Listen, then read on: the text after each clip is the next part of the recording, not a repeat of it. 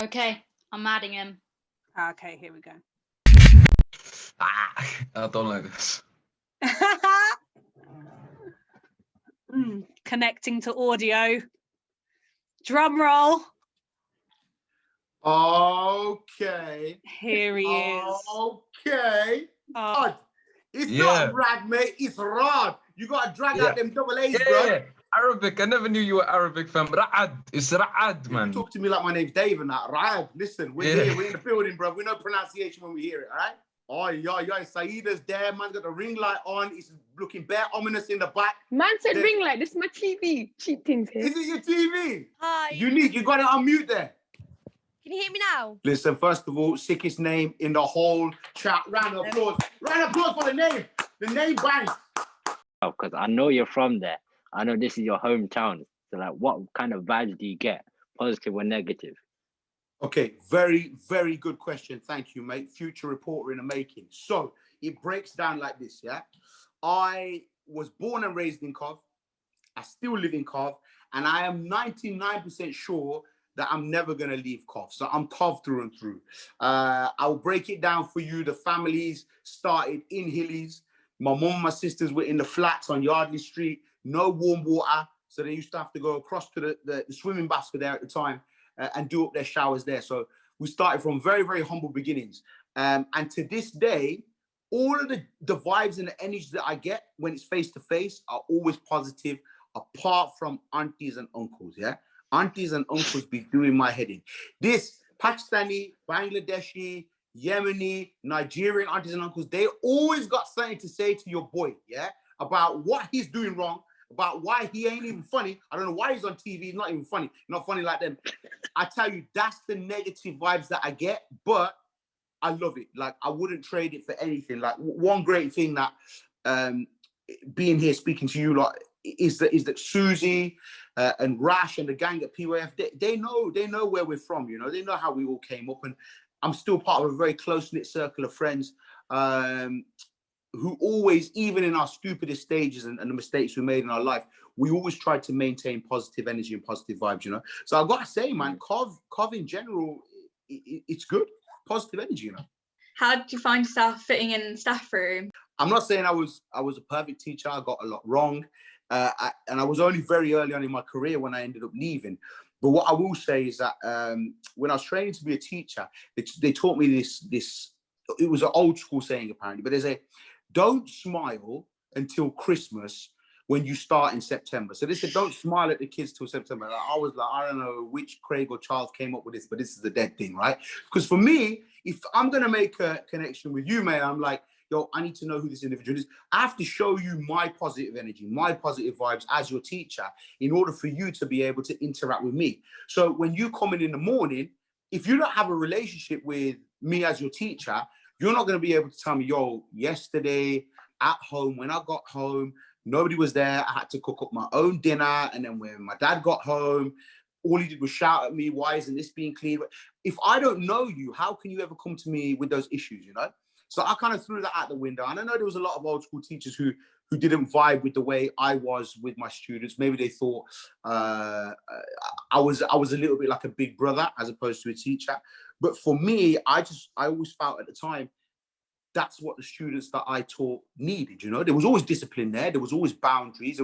We had to maintain all of those fundamentals. But for me, fam, like, yo, that old school thought of, oh, that's where the teachers go at lunch and that's where the teachers go at break.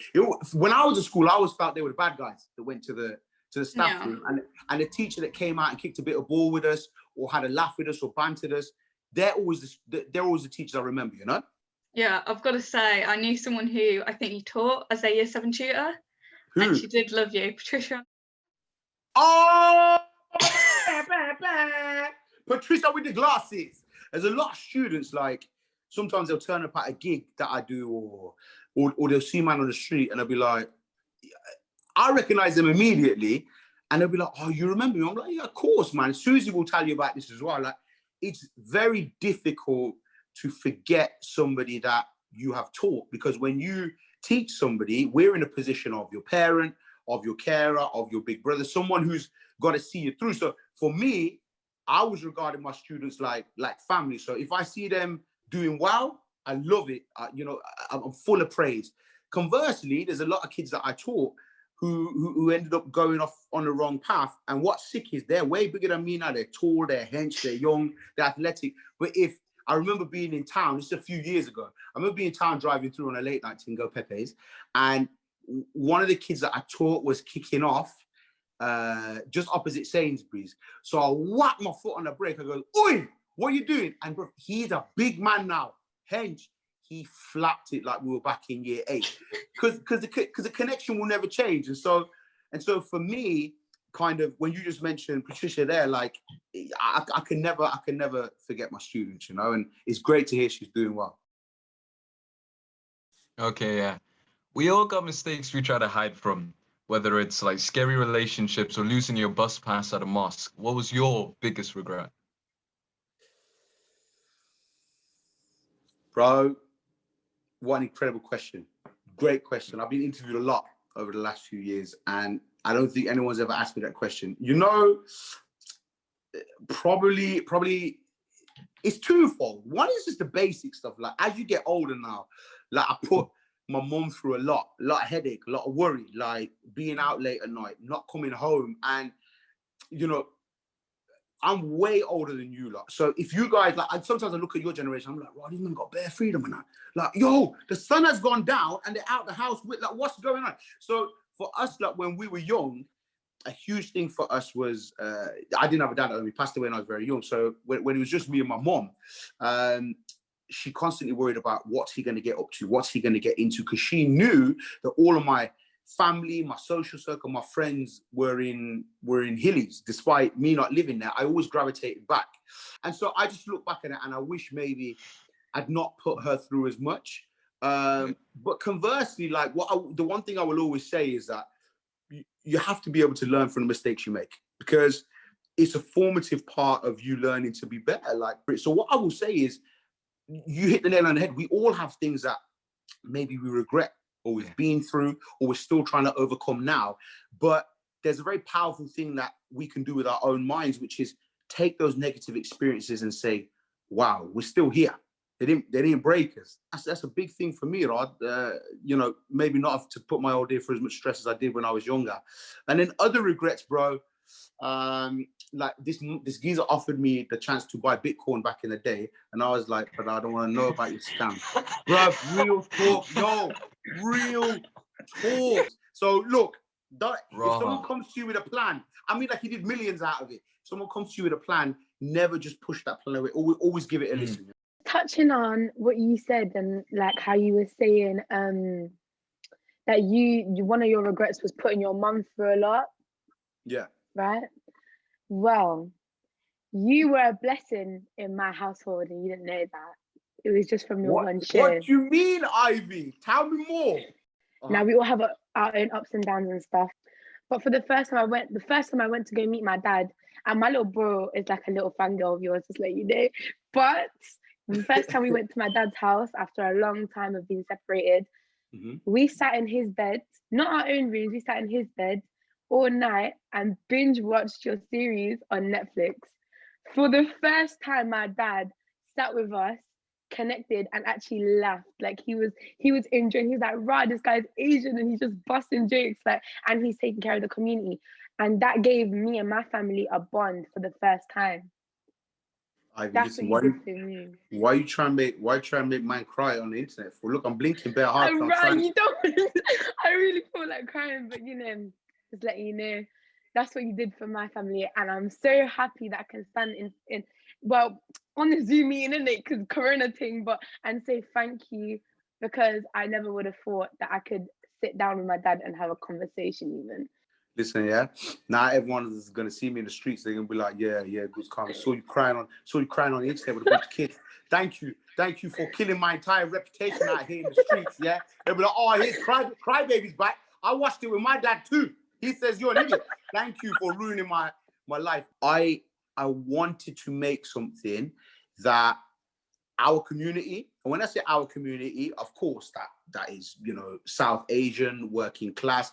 But I wanted to extend beyond that. I just wanted white, black, Asian, whether you're from West Africa, whether you're from the Caribbean, whether you're an Irish immigrant family, to watch the show and be able to laugh with their family. And and that's crazy that, wow, that's actually materialized. That's and yeah, man, if a stupid show like Man Like Moby and that this idiot from Cov wrote has helped you guys come together, that honest to God, that means more than anything I've managed to do in the game so far. So thank you for that. Thank you. No problem. But I still have a question. Well, go on. Right. Oh yeah, you said that I ruined your career. Don't worry, when man gets famous and on the music thing, I'll bring you back. It's calm.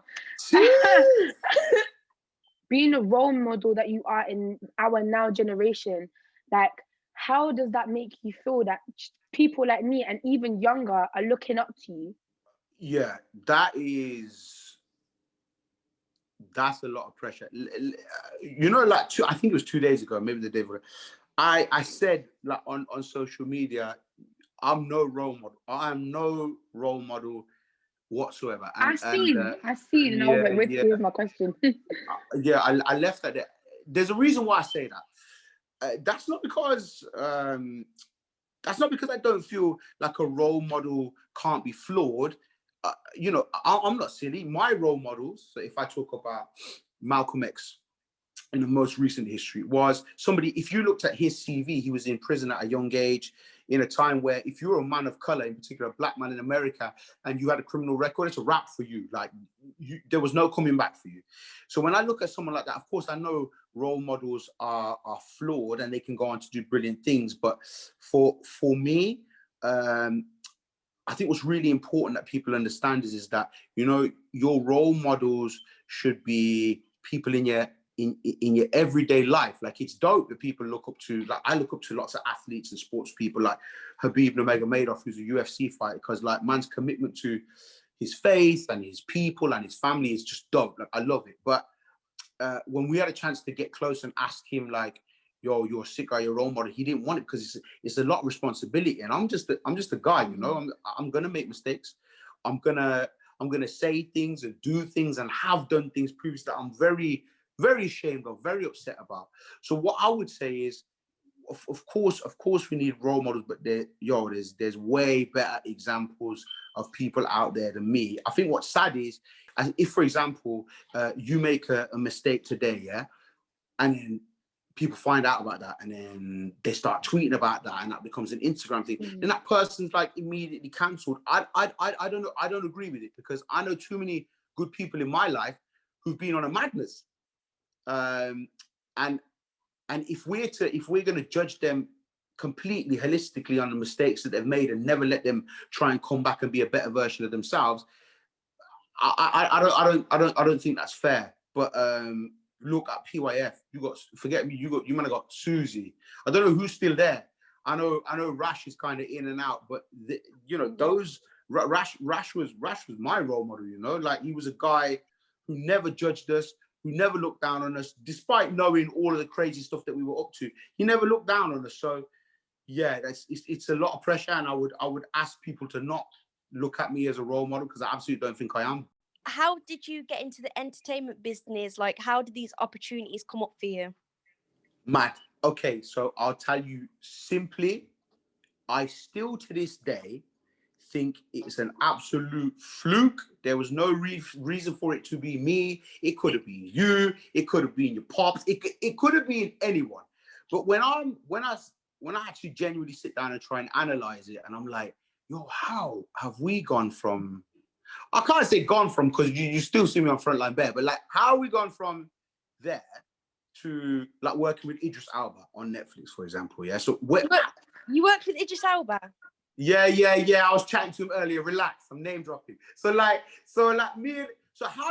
Okay, let me turn it different. How has Idris Elba become my brethren? Yeah, I don't. So when I think about where I started from to where I am, I think there's something that a lot of people who are similar have, and that is, you can smell if someone's authentic or not. you can tell if someone's authentic or not. And Yeah. for me, just as a normal guy watching TV, when there'd be stories about people of color, not all the time, but generally, in particular people of color, I'd always be like, that's not how we speak. That's not how we act. That's not our vernacular. Yo, someone's mum ain't sitting in a corner behaving like that. So when I was offered the opportunity after this video that I did went viral, they were like, what kind of show do you think you'd like to make? I was like, it would be like this. And then they flapped it. And there was people like, we don't know what to do with you, mate. I don't know what you're talking about. I don't know what you're trying to make. But there was a couple of people who really trusted in me. One of those people is called Jill Isles, and she's a producer from Bolton. And she started off working class as well. And when I say working class, like she was one of them white people that was bare broke. Like I mean, you know, she knows about it, bro. There's a lot of crossover between the experiences that we might have had growing up and she did. So she's done brilliantly for herself. But I think she saw a little bit of like, yo, this guy, this guy's a bit different, you know. I don't think she really knew what it was, but she's like, he's different. And so when we started working on ideas about Man Like Mobin and things like this, and she could hear the kind of things that I wanted to make, and then we started going to meetings. And this is one really important thing I want you guys to know, because it applies not just in what I do, but anywhere. You go into a business meeting or an interview or whatever it might be, and I think there's an expectation for you to be what they want you to be. So the other person on the other side of the table, they're like, oh, here's what we would like, Unique, we'd like you to fit into this box. Now you tell us how you're going to fit into this box. Like being from Cov and the kind of family I grew up in and the people I grew up around, we're not really like that. And not in a rude, egotistical way, but if I'm sat opposite a bunch of people who's like, oh yeah, we'd really like a story about what life's like in the West Midlands. How about, I'm like, yo, listen, you don't know about where we're from. Let me tell you. And when I started just being open and honest from the heart about these are the kind of experiences people go through. Not everyone who goes through these experiences is a bad person. Sometimes victim of circumstance. Like he seemed like a real guy to me. I knew, for example, that he wasn't Caribbean. I knew he had African lineage because even in some of his interviews, sometimes he goes from like, yeah, basically, yeah, lovely too. And there's someone basically he's like, he goes, yeah, lovely. And then he'll go to like, what do you mean? You know, so I've never seen him speak like that. Yeah. So his family, his dad's from Sierra Leone. And so I could hear a lot of this, because I know in it, I've grown up around man, everybody from different backgrounds. So when we first started talking, and I'm asking him about where'd you grow up, man told me he grew up in the blocks in East London. And I was like, for real? He's like, yeah, I grew up in the blocks in East London. My pops passed away not long ago, but life was tough. Man worked in a factory. Then here's one of the sickest stories about Driss that someone will that might not be public knowledge. Yeah, I'll put it out there. But basically, he was a bouncer. He wasn't an actor. He wasn't. And in his in his late 20s, early 30s, man was a bouncer in New York, and he never used to speak because he never wanted anyone to know he was British. He wanted people to think, oh, this is some dangerous like New York brother doing a madness. And he was hustling and grinding and struggling all that time as part DJ, trying to be an actor, and immediately we connected. So when I look at how he's made it, it's going to be a similar type of story to myself, where no one's telling you, oh, you're a wonderful actor, I think you should go to a professional place and learn how to. No one, it's natural, isn't it? Like you go with the experiences that you've been through. And so for me, how I got into this was, of course, a video went viral, and then another video went viral. But it's not like I was trying. It wasn't like I was sat there like, I need to be an Instagram or an influencer. It all came naturally. And I think what's so important that I try and do every day in my working life when I'm on a new project or with Mobin is try and find you lot, every single one of you in the chat, and get you involved in the projects. Because real talk, it's a very cliquey thing. Like if you were to ask me now, how does Unique go and become a writer, for example, yeah? Bruv, unfortunately, more time you have to know someone, innit? You have to know someone. 100%. Who knows someone who knows someone. And that's sad, but that's the reality. So when people are like, because you're forcing it, bruv, like you're bringing bare youths from the ends on set. Like What? Why? How? Forget man like Mobeen. When gal like Mobina comes through, yeah, and she wants to tell her story, I can't wait till we find who that person is. But I will say one thing, which is very important, because I wouldn't be doing this right now without picking my camera phone up, turning it round, having a laugh with my mate, and then putting my phone down. We don't have to wait for the industry or the decision maker. You don't have to wait for them anymore. We've got the ability to pick up these iPhones, bang, bro. They're sicker than some of the cameras that they use on set. Put it on yourself. If you have a story to tell or it's a podcast, man, don't fear it. Just do it. And like, you know, Susie will attest to this. If any of you lot ever want any help with that or assistance with that at any level, we're here. You just have to reach out. Mad schedules and that, but we can try and give you advice at the very minimum and see what's going on. You see, the industry that I work in, I got a lot of beef with it. And I got a lot of beef with it because if a young black man from London wants to spray bars about drilling another black man from London and shanking him and violating him and murdering him, there are so many people who are willing to say, yeah, that's gonna sell. So come on, buddy, come over here, tell us all about your drilling and your bang bang, right? There's a lot of those people. But if we in this group said, yeah, there's this brother here, he's sick, he's spitting bars about unity and cohesion. Fanboy, would you like to say hi quickly? Hello. Yeah, look at you, man. Yeah. Yo, has anyone got corona at your school? Okay, listen, just make sure they don't fart near you, innit? Don't go, if they're farting, don't go near them. Fam, it's just mad. Like you're a great impact to me, especially, and like to other young people as well. And I think that's what amazing.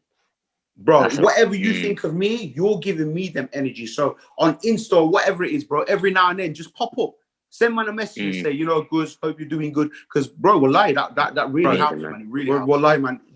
Again, you men trying to make man emotional as well. But if the most important thing is the one good thing about this social media is people can be connected, bro. You are giving me energies. Guys, honestly, thank you so much. It's been amazing. Next time you want to do it, I'm there, say no more. I got to go Prague and film this zombie film next week. So big up you lot.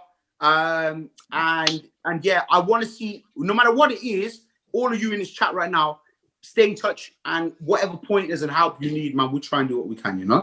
Hello, my name is Gustavo Khan, and I'm here on PYF. It's still called PYF. Yeah, I'm here with the PYF man them. You about to get some real things, some real information. I'm out. Bow, come on. You know it is, man. Round of applause, man. Round of applause for Guz. Yeah, if you give a